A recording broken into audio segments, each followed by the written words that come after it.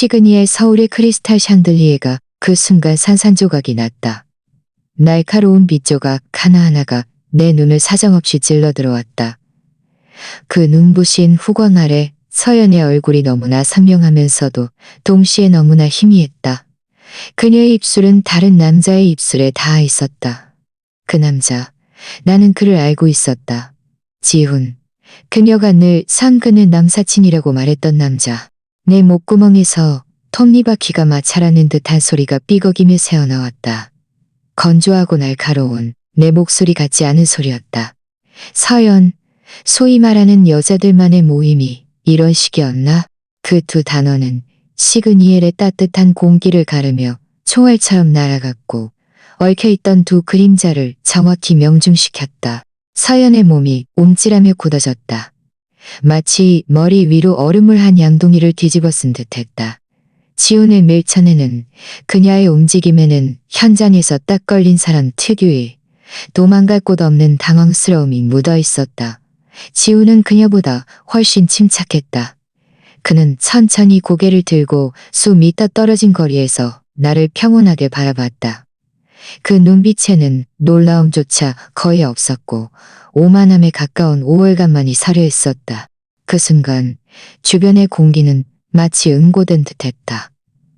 로비는 사람들로 북적였고 말끔하게 차려입은 남녀들의 시선이 수많은 탐조등처럼 일제히 우리에게 쏟아졌다. 숨김없는 호기심과 추측, 그리고 구경거리를 찾은 흥분이 뒤섞인 시선이었다. 내 뺨이 불타는 듯했다. 수치심 때문이 아니라 분노 때문이었다. 발바닥에서부터 정수리까지 치솟는 뜨거운 분노는 내 마지막 이성마저 제로 만들어버릴 것 같았다. 내 오른손에는 아직도 딸기 생크림 케이크가 들려 있었다. 어젯밤 서연이 전화로 갑자기 먹고 싶다고 투정 부려.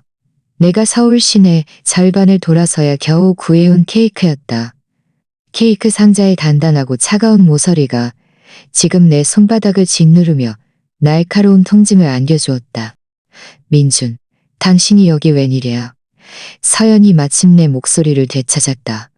그녀는 황급히 내게 다가왔지만 얼굴에서는 핏기가 싹 가셨고 눈동자는 흔들리며 감히 나와 마주치지 못했다. 나는 그녀를 5년간 사랑하고 3년간 결혼 생활을 해온 이 여자를 뚫어지게 노려봤다. 그녀는 오늘 내가 한 번도 본 적 없는 샴페인색 원피스를 입고 있었다. 원래 하얀 피부가 거의 투명해 보였다. 머리카락도 곰들여 손질한 듯 움직일 때마다 내가 모르는 낯선 향기가 풍겼다. 그녀는 여자들만의 순수한 모임, 남자는 한 명도 없는 싱글 파티에 간다고 했다. 나는 믿었다. 심지어 집을 나서기 전에는 술 많이 마시지 말고 끝나면 아무리 늦어도 전화하라고 내가 데리러 가겠다고 신신당부까지 했다. 지금 생각해보니 내가 들었던 가장 우스꽝스러운 농담이었다. 내가 여기 웬일이냐고? 나는 그녀의 말을 되풀이했다. 내 목소리에는 나 자신조차 낯설게 느끼는 냉소가 담겨 있었다. 내가 여기 있으면 안 되는 거였나? 당신의 여자들만의 모임을 방해한 건가? 나는 마지막 네 단어를 의도적으로 강조했다. 서연의 얼굴은 더욱 창백해졌고 입술은 통제할 수 없이 떨리며 아무 말도 하지 못했다. 지훈이 걸어왔다. 너무나 자연스럽게 서연의 옆에 섰는데 그 자세에는 감히 거부할 수 없는 보호적인 태도가 엿보였다. 그는 나보다 머리 반 개 정도 더 컸고 몸에 잘 맞는 짙은 회색 정장을 입고 있었다. 머리카락은 한치의 흐트러짐도 없이 단정했고 온몸에서 나에게는 없는 상류층 엘리트의 분위기가 풍겼다. 민준 씨, 뭔가 오해가 있는 것 같아요. 지훈이 입을 열었다. 그의 목소리는 오늘 날씨를 이야기하는 것처럼 평온했다. 오해라니? 나는 웃었다. 내 비웃음은 텅 비고 화려한 로비에 울려 퍼지며 유난히 거슬렸다. 내가 내 눈으로 직접 본 것을 두고 오해라고? 아니면 당신들의 남사친 우정이 이제 입술로 생각을 교환할 만큼 깊어졌다는 건가? 내 말은 듣기 거북했다. 주변에서는 이미 웅성거리는 소리가 들렸고 심지어 어떤 사람은 몰래 휴대폰을 들고 있었다. 서연의 눈가가 순식간에 붉어졌다. 그녀는 내 팔을 잡으려고 손을 뻗었다. 민준, 우리 집에 가서 얘기하자. 응? 여기서 이러지 마. 만지지 마. 나는 그녀의 손을 거칠게 뿌리쳤다. 내 손에 들려있던 케이크 상자가 그 격렬한 움직임에 허공으로 솟구쳐 올랐다가 거울처럼 반들거리는 대리석 바닥에 몇 바퀴 굴러 떨어졌다. 탁 하는 소리와 함께 하얀 생크림과 노란 딸기, 과육이 사방에 흩어졌다. 처참하게 부서진 케이크는 지금 산산조각 난 내 마음과 같았다. 집에 가자고? 나는 그녀의 눈을 똑바로 응시하며 또박또박 물었다. 서연, 아직 우리에게 집이라는 게 존재한다는 걸 알고나 했어? 내 목소리는 크지 않았지만 단어 하나하나가 독을 바른 칼날처럼 서연에게 깊숙이 박혔다. 서연은 완전히 얼어붙었다. 그녀의 예쁜 눈에서 굵은 눈물방울이 뚝뚝 떨어졌다. 그 소리 없는 울음은 히스테리컬한 통곡보다 나를 더 미치게 만들었다. 나는 더 이상 이 가련한 모습을 보고 싶지 않았다. 그녀 옆에 승리자처럼 서 있는 지우는 더더욱 보고 싶지 않았다. 나는 몸을 돌려 미련 없이 발걸음을 옮겼다. 뒤에서 서연의 울음 섞인 부서지는 듯한 목소리가 들려왔다. 민준, 멈춰. 나는 뒤돌아보지 않았다. 오히려 발걸음을 더 빨리 했다. 호텔 회전문 밖으로 뛰쳐나가는 순간 차가운 밤바람이 얼굴에 세 차례 불어왔고 그제야 내 얼굴에도 이미 눈물이 흐르고 있었다는 것을 뒤늦게 깨달았다. 어떻게 운전해서 집에 왔는지 모르겠다. 머릿속은 온통 텅 비어 있었고 방금 전의 장면만이 영화 속 슬로 모션처럼 내 눈앞에 계속해서 반복되었다. 눈을 감은 서연의 얼굴, 굳건한 지훈의 옆모습. 그들은 너무나 몰입해 있었고 너무나 간절했다. 나는 한때 보물처럼 소중히 여겼던 그 집에 돌아왔다.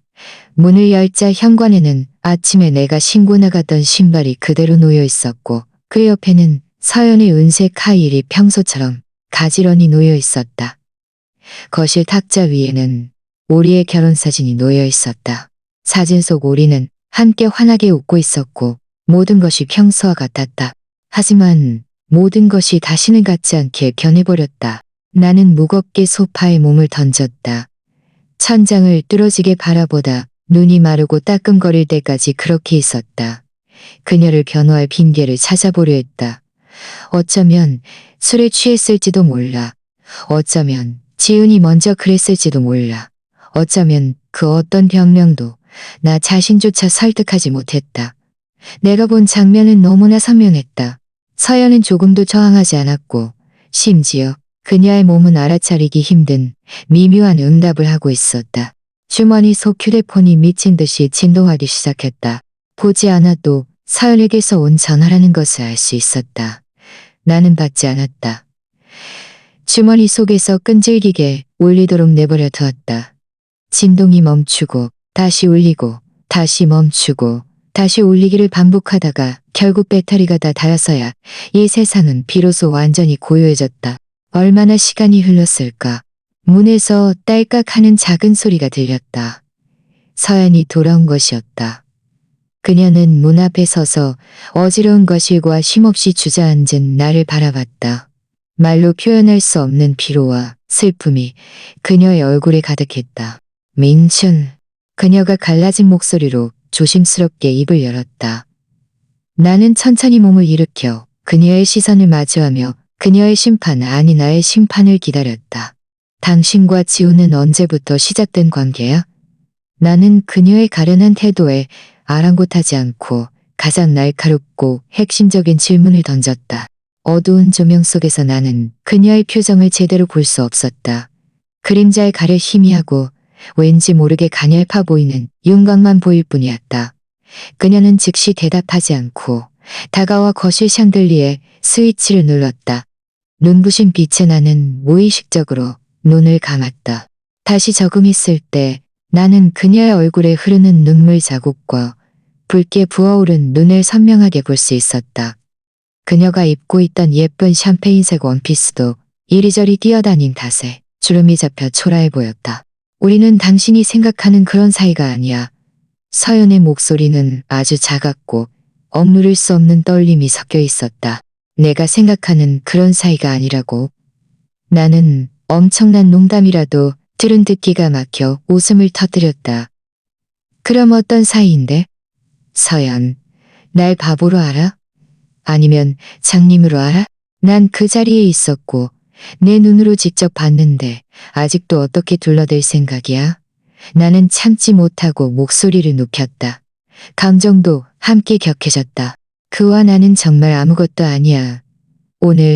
오늘은 그저 사고였어. 사고? 나는 소파에서 벌떡 일어섰다. 한 걸음 한 걸음 그녀에게 다가갔다. 어떤 사고가 있어야 5성급 호텔 로비 한복판에서 키스를 할 수 있다는 거지? 설마 진실 게임 같은 역 같은 놀이를 하고 있었다고 말하려는 건 아니겠지? 나의 압박은 분명 그녀에게 엄청난 부담을 주었다. 그녀는 무의식적으로 한 걸음 뒤로 물러섰고 차가운 벽에 등이 닿아 더 이상 물러설 곳이 없었다. 엄마 때문이야. 그녀는 마침내 고개를 숙이며 거의 들리지 않는 목소리로 말했다. 우리 엄마? 나는 그 자리에서 얼어붙었다. 이게 당신 엄마랑 무슨 상관인데? 서연, 장모님을 방패 삼을 생각은 하지 마. 엄마가 아프셔. 아주 위중해서 당장 수술해야 하는데 큰 돈이 필요해. 서연은 고개를 번쩍 들었다. 그 예쁜 눈에서는 다시 한번 눈물이 본물 터지듯 쏟아졌다. 당신에게 말할 용기가 없었어. 당신이 걱정할까봐. 그리고 우리 집이 방금 집을 사서 통장에 그렇게 많은 돈이 없다는 것도 두려웠어. 나는 그녀를 바라봤다. 내 마음은 마치 오미자청을 엎어버린 듯 온갖 맛이 뒤섞여 말할 수 없이 괴로웠다. 장모님의 건강이 좋지 않다는 것은 알고 있었지만 당장 수술해야 할 정도로 위중하다는 것은 처음 듣는 이야기였다. 그래서? 내 어조가 무의식적으로 조금 부드러워졌지만 마음속 깊이 박힌 가시는 여전히 뽑히지 않았다. 그게 당신과 지훈의 키스와 무슨 필연적인 연관이 있다는 거지? 그가 의사야. 아니면 우리 집 ATM 기계라도 돼. 수술비는 지훈이 빌려준 거야. 서연의 목소리에는 어찌할 수 없는 모욕감이 가득했다. 그는 우리 집 사정을 알고 나서 아무것도 묻지 않고 날 없이 5천만 원을 바로 송금해줬어. 5천만 원. 이 숫자는 거대한 돌덩이처럼 예고 없이 내 마음에 무겁게 떨어져 한순간 숨이 막혔다. 우리가 결혼 생활 몇 년 동안 힘들게 모은 모든 돈을 양가 부모님의 도움까지 더해야 겨우 이 집의 보증금을 냈을 뿐이었다. 매달 우리는 1억만 원이 넘는 주택대출금을 함께 갚아야 했다. 수중에 정말 돈이 없었다. 만약 그때 서연이 내게 이 사실을 말했다면 내가 당장 5천만 원을 마련할 수 있었을까? 답은 없다였다. 나는 부모님께 부탁하고 모든 친척과 친구들에게 아쉬운 소리를 하며 돈을 빌리고 나의 모든 자존심과 체면을 버리고 동정심이나 경멸이 섞인 시선을 감내해야 했을 것이다. 그런데 지우는 그는 너무나 쉽게 그 돈을 내놓았다. 오늘 오후에 엄마 병원비를 내고 왔어. 의사 선생님이 수술이 시기적절했고 성공적이었다고 하셨어. 서연은 계속해서 말을 이어나갔다. 말의 속도는 빨랐고 모든 세부 사항을 서둘러 설명하려는 듯했다. 나는 지훈에게 정말 너무 고마웠어. 그래서 그를 만나서 정식으로 고맙다고 말하고 차용증도 주려고 했어. 그래서 호텔에서 그에게 감사 인사를 했다는 거군. 내 목소리가 다시 차갑게 식었다. 우리는 호텔 아래 카페에서 만나기로 했어. 내가 작성한 차용증을 그에게 주자. 그는 괜찮다면서 친구끼리 돕는 건데 그럴 필요 없다고 말했어. 서연의 말은 점점 빨라졌고 애타게 감명하려는 기색이 역력했다. 그때 내 감정이 정말 격앙되었어.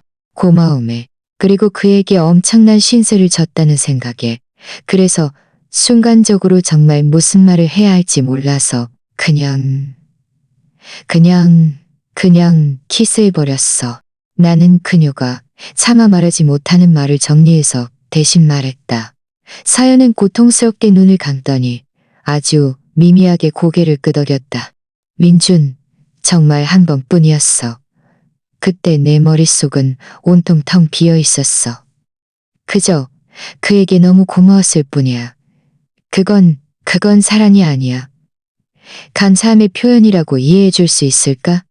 맹세컨대 나는 바로 그를 밀쳐내려고 했고, 그리고 당신이 나타난 거야. 감사함의 표현이라고? 나는 30년을 살면서 이렇게 황당하고 창의적인 단어는 처음 들어봤다. 나는 눈물범벅이 된 그녀의 얼굴을 바라봤다. 내 마음속의 배신감으로 타오르던 분노는 그녀의 설명 때문에 사그라들기는커녕 더 복잡하고 굴욕적인 감정으로 대체되었다. 무력감, 수치심, 그리고 내 무능함에 대한 분노였다. 내가 충분히 돈이 많았다면, 내가 5천만 원쯤은 쉽게 꺼낼 수 있는 성공한 사람이었다면, 내 아내는 다른 남자에게 부탁할 필요가 없었을까? 오늘처럼 내 자존심이 땅에 떨어지는 일은 애초에 일어나지도 않았을까? 그래서 당신은 내가 무능하다고 비난하는 거군. 나는 자조적으로 웃었다. 내 입꼬리는 추하게 비틀렸다. 아니야, 민준. 나는 단 한 번도 그렇게 생각한 적 없어. 서연은 내 말에 가슴이 찔린 듯 황급히 달려와 내 팔을 잡았다.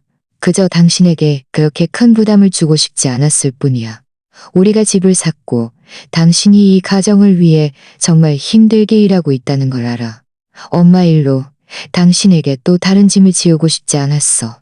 내게 짐을 지우고 싶지 않았다고? 나는 그녀의 손을 거칠게 뿌리치며 한 걸음 물러섰다.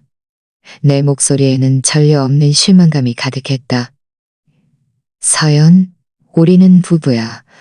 부부가 무슨 뜻인지 알아? 좋은 일은 함께 나누고 어려운 일은 함께 헤쳐나가는 거야. 당신 엄마는 내 엄마이기도 해. 그분이 아프실 때 당신이 가장 먼저 생각한 것은 내게 말하는 것이 아니라 외부인에게 도움을 요청하는 것이었어. 우리 결하는 것이었어. 안정만 누리고 풍파는 함께 못하는 밥벌레 같은 남편으로 생각하는 거야? 내 질문은 연발하는 포탄 같았다. 단어 하나하나가 그녀의 마음에 박혀 그녀는 아무 말도 할 수 없었다. 그렇다. 배신에는 여러 형태가 있다. 다른 사람과 잠자리를 같이 하는 것도 배신이지만 이런 의도적인 은폐와 뼛속 깊이 박힌 불신 또한 더 깊고 상처주는 배신이 아닐까. 그녀의 마음속에서 그녀는 소위 남사친에게 5천만 원이라는 엄청난 빚을 지는 것을 택했지. 남편인 내게는 입을 연 것을 택했지. 이는 단지 그녀의 마음속에서 지우니 매일 마주하며 한 침대를 쓰는 남편인 나보다 더 신뢰할 만한 존재라는 것을 의미할 뿐이었다. 이 사실은 그들이 키스하는 장면을 직접 본 것보다 나를 더 뼛속 깊이 차갑게 만들고 가슴을 시리게 했다. 내가 잘못했어. 민준. 서연은 결국 내 마지막 말에 완전히 무너졌다. 그녀는 벽을 타고 주저앉아 무릎을 껴안고 흐느껴 울었다. 내가 정말 잘못했어. 당신에게 숨기지 말았어야 했는데. 그때 나는 그저 너무 혼란스러웠어. 나는 차가운 바닥에 웅크리고 앉아 속수무책으로 오는 그녀를 바라봤다. 내 마음도 덩달아 옥신거렸다. 어떻게 해야 할지 모르겠다. 그 끔찍한 장면은 이미 가장 악독한 낙인처럼 내 머릿속에 깊이 새겨져 있었다. 눈을 감으며 사명하게 보였다. 그녀를 용서하지 않는다면 5년이라는 긴 시간 동안의 우리의 관계, 어렵게 쌓아 올린 이 가정은 그 황당한 감사함의 키스와 빚 때문에, 완전히 키스와 빚 때문에 나는 지친 몸으로 다시 소파에 앉았다. 온몸의 기운이 한순간에 빠져나간 것 같았다. 그날 밤은 분명 잠 못 이룰 밤이 될 터였다. 나와 서연의 냉전은 그 혼란스러웠던 밤부터 시작되어 벌써 일주일째 이어지고 있었다. 우리는 여전히 같은 지붕 아래 살고 있었지만 마치 협약에 서명한 가장 친숙한 낯선 사람처럼 지냈다. 그녀는 평소처럼 아침 식사를 준비한 뒤 말없이 식탁에 놓고 혼자 먼저 먹고 조용히 출근했다. 나는 문 닫히는 소리를 들은 뒤에야 침실에서 나와 무표정하게 식탁 위에 놓인 식어버린 우유와 샌드위치를 사나와 무표정하게 식탁 위에 놓인 식어버린 우유와 우리 사이에는 어떤 언어적 교류도 없었고 심지어 시선조차 의도적으로 피했다. 한때 웃음소리와 즐거움으로 가득했던 이 집은 이제 너무나 조용해서 심지어 숨소리마저 유난히 선명하고 무겁게 느껴졌다. 내 머릿속은 복잡했다. 낮에는 회사에서 복잡한 업무를 처리하기 위해 120%의 정신력을 쏟아부어야 했다. 하지만 집에 돌아오면 그 숨막히는 답답함이 밀물처럼 나를 완전히 덮쳤다. 나는 밤새 잠을 이루지 못하기 시작했다. 어둠 속에서 천장의 희미한 윤곽을 뚫어지게 바라보면 마치 고장난 영사기처럼 시그니엘 로비의 그 장면과 서연의 완벽해 보이는 감사함의 키스 변명과 솔직히 인정해야 했다. 그녀가 내놓은 설명은 논리적으로 그럴듯해 보였다. 장모님의 갑작스러운 위중한 병, 남편이 당장 돈을 마련할 수 없는 상황, 의리 있는 남사친의 도움, 그리고 아내의 감격에 찬 자제할 수 없는 행동. 이 시나리오는 정말 잘 쓰여서 없는 행동. 이 시나리오는 정말 잘 쓰여서 아카데미상이라도 바데미상이라도 받을 만했다. 안타깝게도 나는 객석에 앉은 관객이 아니었다. 나는 무대의 떠밀려 언이었다. 나는 아무리 생각해도 그것이 단순히 순간적인 실수였다는 것을 스스로 설득할 수 없었다. 지훈이라는 사람은 그가 서연의 삶에 나타난 첫날부터 나는 진심으로 그를 싫어했다. 그는 서연의 대학 동창으로 대학 시절 서연을 열렬히 쫓아다녔지만 결국 거절당했다고 들었다. 졸업 후에도 그들은 늘 지훈이었지. 당시 남자친구였고 나중에는 늘 계속해서 긴밀한 관계를 유지했다. 그들은 이를 사랑을 초월한 최고의 친구라고 불렀다. 그들은 함께 소규모 꽃 전시회를 보러 가고 내가 도저히 이해할 수 없는 클래식 음악회를 들으러 가고 내가 흥미도 없고 함께 갈 시간도 없는 많은 일들을 했다. 이 모든 것에 대해 나는 한두 번 불만을 분명히 표현한 적이 있었다. 서연, 지훈이랑 조금 거리를 둘 수 없어? 나는 그가 당신을 바라보는 그 눈빛이 싫어. 민준, 왜 그렇게 속 좁게 굴어? 우리는 그저 순수한 친구일 뿐인데 당신 생각은 왜 그렇게 삐뚤어졌어? 매번 내 항의는 그녀의 더 격렬한 비난으로 돌아왔다. 그녀는 나를 속 좁다고 했고 자신을 믿지 못한다고 했고 이것은 그들 사이의 순수하고 티 없는 우정을 모욕하는 짓이라고 했다. 무의미한 말다툼을 피하기 위해 결국 늘 타협하는 쪽은 나였다. 나는 눈 가리고 아웅하는 식으로 스스로를 속였다. 서연은 분별이고 아웅하는 식으로 스스로를 속였다. 서연은 분별을 사람은 알아. 지우는 그저 별볼이라는 옛 동창일 뿐이야. 지금 생각해보니, 그때의 내 순진학해보니 한쪽은 죽어도 말하지 않고 다른 한쪽은 그저 모른 척하는 것일 뿐이다. 그날 밤, 담이 깊어 고요할 때 나는 홀린 듯 서재에 있는 서연 전용 노트북을 열었다. 내가 무엇을 찾으려 했는지 모르겠다. 어쩌면 내 마음속 깊은 곳의 어두운 추측을 증명할 확실한 증거를 찾고 싶었거나 아니면 그것을 뒤엎고 싶었을지도 모른다. 오늘 그 김 부장놈이 또 사람들 앞에서 나한테 욕했어. 너무 짜증나. 정말 사직하고 싶어. 지훈, 나 새로 산 이 원피스 예뻐? 사진. 오늘 또 민준이랑 싸웠어. 그는 날 전혀 이해 못해. 우리 대화가 점점 없어지는 것 같아. 나는 마우스를 쥐고 빠르게 위로 스크롤했다. 내 마음도 그 글자들을 따라 한 글자 한 글자 밑으로 가라앉았다.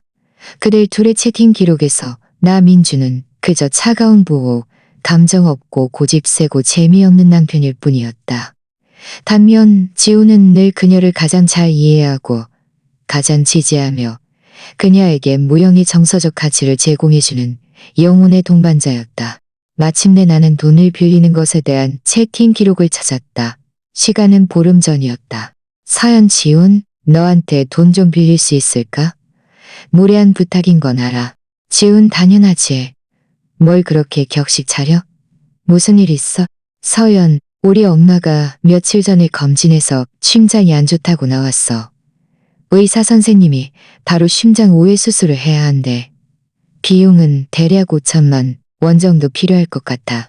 지훈, 민주 씨는 이 사실을 몰라? 서연, 말 안 했어. 우리 집이 집을 샀고 매달 대출금도 많잖아. 그 사람도 일 압박이 너무 심한데 더 힘들게 하고 싶지 않았어. 여기까지 읽자 마우스를 쥔 내 손은 힘을 주느라 새하얗게 질렸다.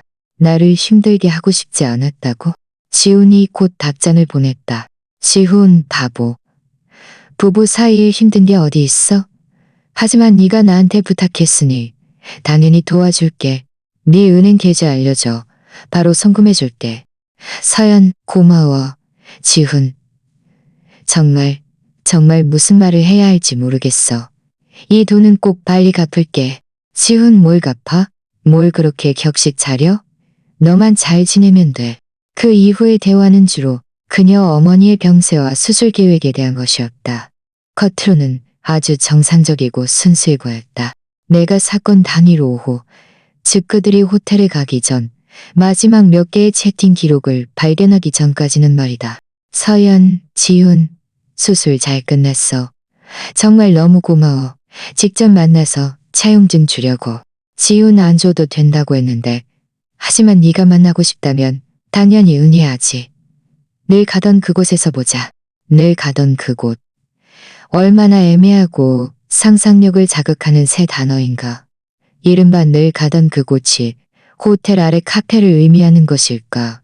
아니면 호텔 자체를 의미하는 것일까? 내 심장이 통제할 수 없이 격렬하게 뛰기 시작했다. 나는 숨을 멈추고 계속 읽어내려갔다. 지훈, 서연아, 사실 내가 너한테 늘 하고 싶었던 말이 있어. 지울 수년 동안 네가 민준 씨 때문에 속상해하는 걸 보면서 정말 마음이 아팠어. 지훈, 그가 너에게 줄 수 없는 것을 나는 다 줄 수 있어. 서연은 답장하지 않았다. 아니, 그녀의 답장은 글자가 아니라 호텔 로비에서 행해진 자발적인 키스였다. 나는 쾅 소리를 내며 노트북을 닫았다. 그 순간 발끝에서 정수리까지 차가운 기운이 치솟아 온몸이 얼음처럼 차가워졌다. 이른바 감사함의 키스는 진실을 가리기 위한 허술한 변명에 불과했다. 그것은 애초에 치밀하게 계획된 고백이었고 암묵적인 수락이었다.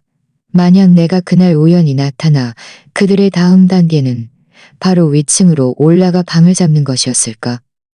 이 생각은 가장 독한 뱀처럼 내 심장을 사정없이 휘감았다. 나는 차가운 컴퓨터 의자에 미동도 없이 앉아 있었다. 마치 영혼이 빠져나간 조각상처럼. 서재에는 불이 켜져 있지 않았다. 노트북 화면에 불빛이 꺼지자 온 세상은 깊이를 알 수 없는 어둠에 잠겼다. 내 가슴 속 심장이 뼈를 긁는 듯 무겁고 억압적인 소리를 내는 것을 들을 수 있었다. 분노, 허탈감, 역겨움, 온갖 감정들이 끓어오르는 용암처럼 내 몸속에서 미친 듯이 솟구치고 충돌하다가 결국 뼛속까지 시린 차가움으로 굳어졌다. 결국 내가 철저한 바보였구나. 나는 아직 그 5천만 원 때문에 자책하고 있었고 내가 정말 부족했는지 반성하고 있었으며 5년이라는 세월의 감정을 위해 서로에게 한 번 더 기회를 줘야 할지 망설이고 있었다. 그런데 그들은 이미 나를 아무렇게나 속이고 이용할 수 있는 장애물로 여겼던 것이다. 서연, 내 아내는 순간적으로 혼란스러웠던 것이 아니었다. 감정에 휩쓸린 것이 아니었다. 그녀는 나의 신뢰를 이용하여 자신의 배신을 포장하고 있었던 것이다. 나는 천천히 일어섰다. 오랫동안 앉아 있었던 탓에 몸이 약간 마비된 듯했다.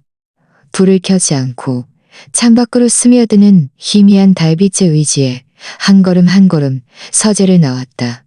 거실은 고요했다. 나는 안방문으로 다가가 문고리를 조용히 돌렸다. 문은 잠겨 있지 않았다. 서연은 침대에 등을 돌리고 웅크리고 누워 있었다. 이미 잠든 듯 규칙적인 숨소리가 조용한 방 안에 유난히 선명하게 들렸다. 그녀의 무방비한 잠든 모습을 바라보며 내 마음속에는 어떤 파동도 없었다. 그저 죽음 같은 고요함만이 남았을 뿐이었다. 애통함이 마음을 죽인다는 것이 대략 이런 느낌일 것이다. 나는 침대 옆으로 다가가 나 자신조차 낯설게 느껴지는 소름 끼칠 정도로 평온한 어조로 그녀의 귓가에 나지막이 속삭였다. 서연. 침대 위 사람 그림자가 움찔했다. 나는 그녀가 깨어있다는 것을 알았다. 서연의 몸은 십수초 동안 굳어있다가 천천히 몸을 돌렸다. 어둠 속에서 나는 그녀의 표정을 볼 수 없었다. 다만 공포와 불안이 서린 그녀의 눈이 나를 뚫어지게 응시하고 있다는 것을 느낄 수 있었다. 민준, 언제 들어왔어? 깜짝 놀랐잖아.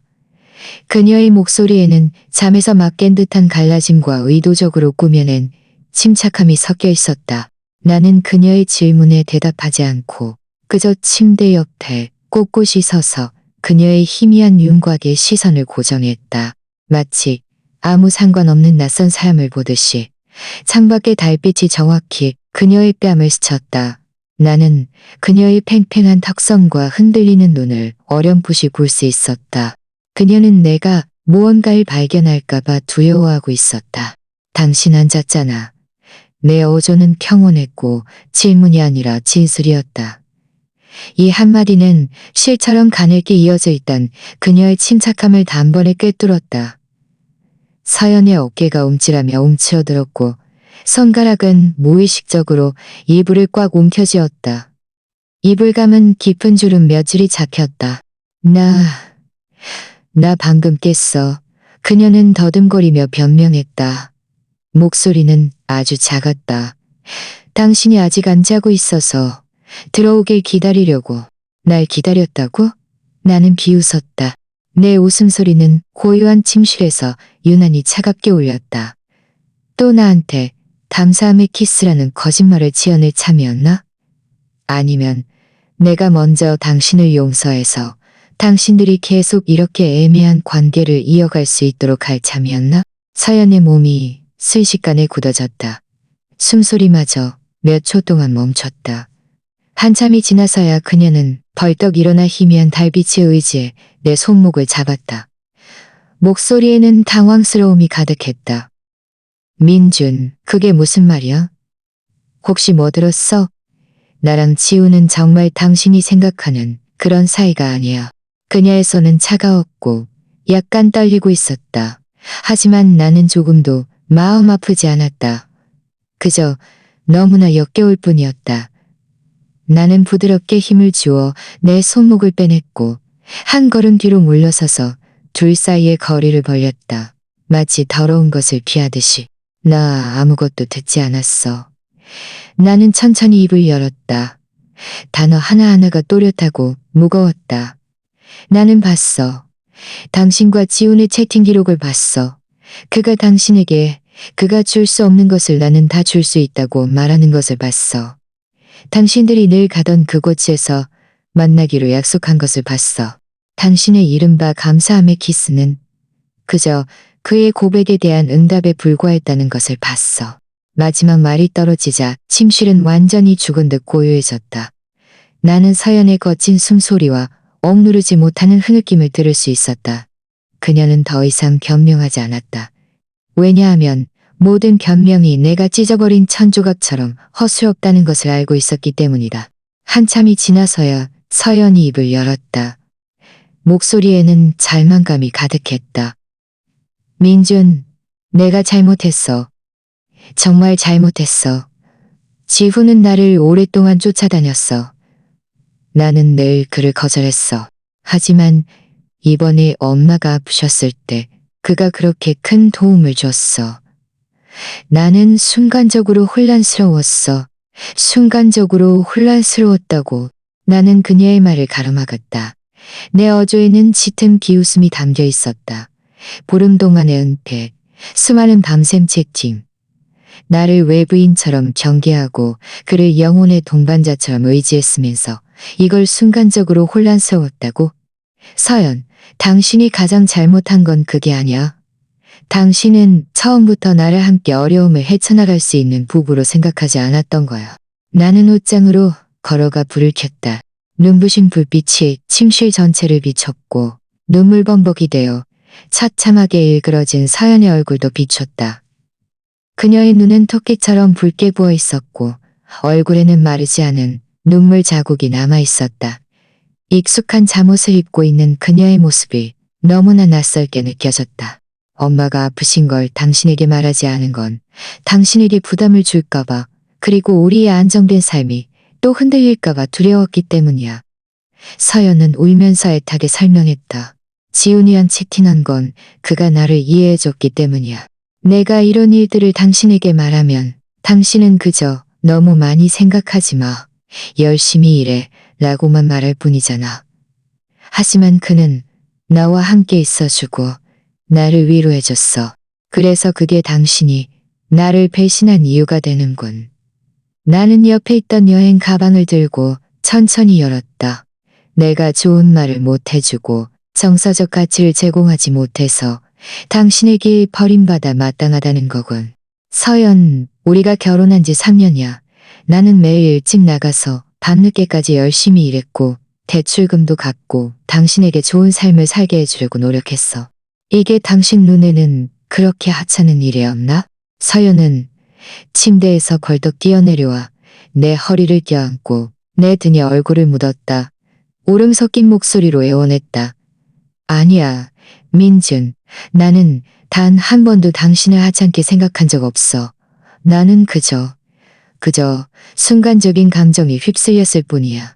내가 사랑하는 사람은 당신이야. 지훈이 아니야. 이번 한 번만 용서해 줄 수 없을까? 우리 다시 시작하자. 다시는 지훈이랑 연락하지 않을게. 그녀의 품은 따뜻했지만 나는 한 줄기 온기도 느낄 수 없었다. 그녀의 채팅 기록을 본 순간 그녀가 달콤하게 채워주었던 내 마음은 이미 완전히 죽어버렸다. 나는 조용히 그녀의 손을 풀어냈고 뒤돌아보지 않고 계속해서 내 짐을 챙겼다. 끝났어. 나는 담담하게 말했다. 신뢰라는 건 종이와 같아. 구겨지면 다시는 펼 수 없어. 우리 사이는 용서한다는 한마디로 과거로 돌아갈 수 있는 게 아니야. 서연은 내가 차분하게 옷을 챙기는 것을 보며 내가 이미 마음을 굳혔다는 것을 알았다. 그녀는 절망적으로 바닥에 주저앉아 무릎을 껴안고 크늦게 울었다. 그녀의 울음소리에는 후회만이 가득했지만 나는 더 이상 감동받을 수 없었다. 배신당했던 밤들, 뒤척이며 잠 못 이루던 고통, 자기 의심의 고뇌. 이 모든 것은 내가 잘못했다는 한마디로 상쇄될 수 있는 것이 아니었다. 나는 챙겨둔 여행 가방을 끌고 침대 옆으로 가서 탁자 위에 결혼사진을 들었다. 사진 속 우리는 그렇게 환하게 웃고 있었고 눈에는 미래에 대한 기대감이 가득했다. 나는 몇 초간 사진을 바라보다가 조용히 사진을 침대 머리맡 탁자에 내려놓고 몸을 돌려 문 쪽으로 걸어갔다. 민준, 어디가? 서연이 고개를 들었다. 눈물로 흐려진 눈에는 애원이 가득했다. 가지마, 제발. 우리 다시 얘기해보자. 회사 기숙사에 있을 거야. 나는 걸음을 멈췄지만 뒤돌아보지 않았다. 내일 변호사를 통해 연락할게. 이혼 문제에 대해 우리 좋게 헤어지자. 집은 우리가 함께 보증금을 냈고 대출금도 함께 갚았으니 변호사와 상의해서 재산 분할 방안을 정할 거야. 당신이 손해보는 일은 없을 거야. 이혼 안 돼. 서연이 절규했다. 목소리에는 무너지는 듯한 절망감이 가득했다. 민준, 제발 이혼하지 마. 엄마는 아직 병원에 계시고 우리 가정은 이렇게 무너질 수 없어. 이 가정은 당신이 지훈과 키스한 그 순간 이미 무너졌어. 나는 말을 마치고 더 이상 지체하지 않고 문을 열고 나갔다. 뒤에서 서연의 가슴 찢어지는 울음소리가 들려왔지만 나는 뒤돌아보지 않았다. 한때 보물처럼 여겼던 그 집을 한 걸음 한 걸음 벗어났다. 아파트 단지 대문을 나서자 깊은 밤의 바람이 차가운 기운을 띠고 얼굴에 불어와 혼란스러웠던 내 머리를 한결 맑게 해주었다. 나는 여행 가방을 끌고 목적 없이 거리를 걸었다. 길가의 니온 사인이 하나둘 꺼지는 것을 보며 마음속에는 예상했던 고통 대신 짐을 내려놓은 듯한 후련함만 있었다. 다음 날 아침 일찍 나는 변호사에게 연락하여 이혼 문제를 위임했다. 그리고 병원에 가서 장모님을 뵈었다. 그녀는 막 수술을 마쳐 몸이 아직 많이 허약했다. 내가 오자 얼굴에는 미안함이 가득했다. 사위, 아줌마가 정말 미안하다. 다 내가 아파서 서연이가 그런 어리석은 짓을 한 거야. 장모님, 그런 말씀 마세요. 나는 미소 지으며 평온하게 말했다. 이건 저와 서연이 사이의 문제예요. 장모님과는 상관없어요. 편히 요양하시고 다른 일은 아무것도 생각하지 마세요. 나는 그녀의 남은 입원비를 내고 잠시 더 이야기를 나눈 뒤 병원을 나왔다. 병원에서 나와 지훈에게 전화를 걸었다. 전화는 금방 연결되었고 저쪽에서는 지훈의 약간 의기양양한 목소리가 들려왔다. 민준 씨, 무슨 일로 나를 찾으셨어요? 우리 만납시다. 나는 평온하게 말했다. 늘 가던 그곳, 시그니엘 카페. 나는 먼저 카페에 도착해 창가 자리에 앉아 아메리카노를 시켰다. 얼마 지나지 않아 지훈이 왔다. 그는 명품 정장을 입고 여전히 엘리트 같은 모습이었다. 나를 보자 얼굴에 도발적인 미소가 떠올랐다. 민준 씨, 생각보다 훨씬 침착하시네요. 나는 당신과 싸우러 온 게 아니야. 나는 그에게 서류 한 장을 내밀었다. 이건 나와 서연의 이혼 합의서 초안이야. 집은 서연에게 대부분을 주고 대출금도 내가 갚을 거야. 내 요구는 단 하나뿐이야. 당신이 그녀를 좋아한다면 그녀에게 잘해줘. 그리고 그녀와 그녀 어머니를 잘 보살펴줘. 지우는 멍하니 서류를 집어들고 훑어보았다. 그의 얼굴에서 도발적인 미소는 사라지고 대신 놀라움이 서려 있었다. 이렇게 쉽게 포기한다고요? 포기하는 게 아니야. 가치 없는 일일 뿐이지. 나는 커피를 한 모금 마셨다. 씁쓸한 맛이 입안에 퍼졌다. 나와 서연 사이는 이미 신뢰가 무너진 순간 끝이 났어. 당신과 그녀의 일은 당신들의 선택이야. 나는 당신을 탓하지 않아. 그저 우리가 맞지 않았을 뿐이라고 생각할 뿐이야. 지우는 한참을 침묵하다가 천천히 입을 열었다. 사실 나도 알아요. 서연 씨 마음속에는 아직 민준 씨가 있다는 걸. 그녀가 나와 함께 있는 건 감사함과 의존 때문인 경우가 더 많아요. 민준 씨, 정말 다시 생각해 볼 생각은 없어요? 필요 없어. 나는 일어서서 지갑을 들었다. 두 분 다 행복하시길 바라요.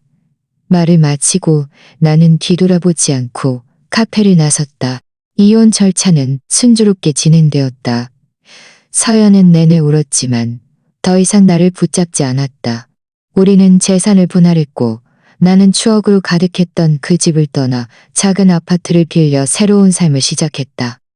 나는 직장을 바꾸었고 이전처럼 죽기 살기로 야근하지 않고 삶을 즐기는 법을 배웠다.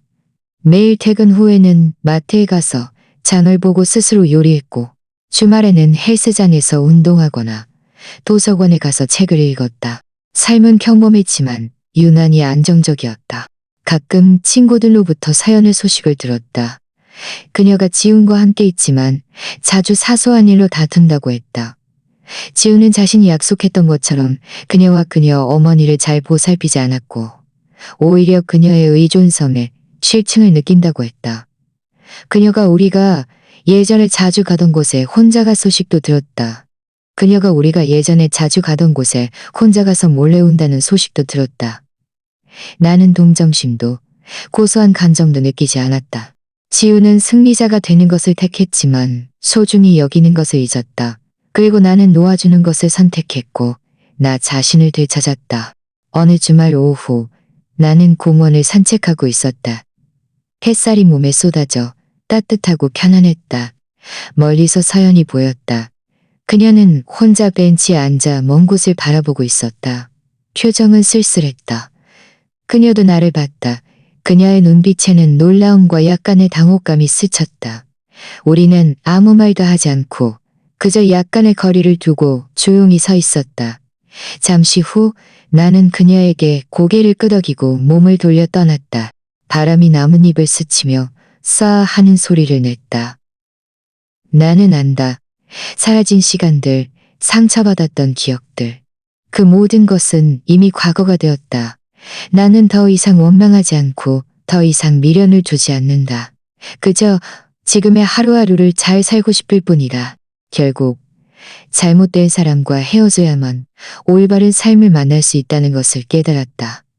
그리고 가장 좋은 내려놓음은 미련이 아니라 담담하게 받아들이고 당당하게 앞으로 나아가는 것이다.